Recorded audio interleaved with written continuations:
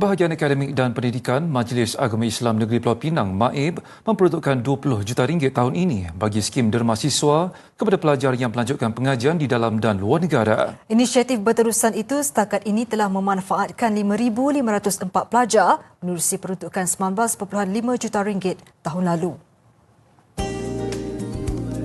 Timbalan Ketua Menteri Satu Pulau Pinang, Datuk Dr. Muhammad Abdul Hamid menyifatkan skim terbabit satu manifestasi pemerkasaan pendidikan umat Islam menerusi instrumen zakat tahunan untuk membantu pelajar di peringkat pengajian tinggi.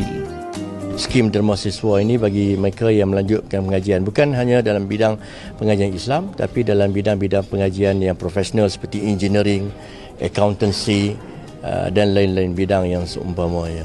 Kita komited dalam agenda pembangunan agama Islam negeri Pulau Pinang 2030 dengan meletakkan pembangunan pendidikan sebagai teras yang kedua.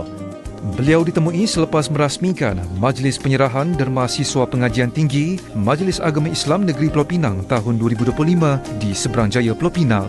Tambahnya, program seperti ini juga menjadi simbolik pembangunan sosioekonomi hasil pembiayaan zakat sekaligus memelihara kelestarian kitaran dana zakat. Tahun ini, Majlis Agama Islam Negeri Pulau Pinang menyasarkan peningkatan kutipan zakat daripada RM172.8 juta kepada RM200 juta.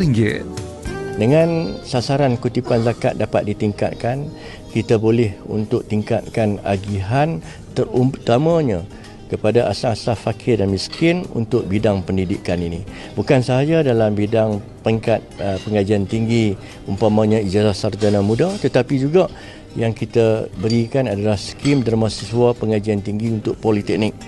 Manakala pelajar tingkatan 6 daripada keluarga asnaf fakir miskin menerima bantuan secara one-off, permohonan untuk skim berkenaan bagi tahun ini masih dibuka sehingga 30 November.